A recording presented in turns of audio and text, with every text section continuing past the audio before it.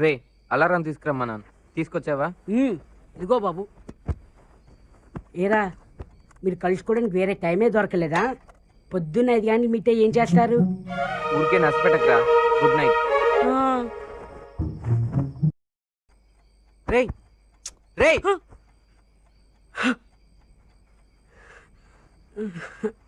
ఏంట్రా? ఇది కరెక్ట్గా 5 గంటలకు అలారం కొడుతుందిగా, ప్రాబ్లం ఏం లేదుగా? అబ్బా కొడుతుందిరా, నిజంగా కొడుతుంది. నా మీద ఒట్టు. పొద్దున్నే 7 గంటలకి ఇంటర్వ్యూ ఉంది. ప్లీజ్ నన్ను పడుకోనీరా.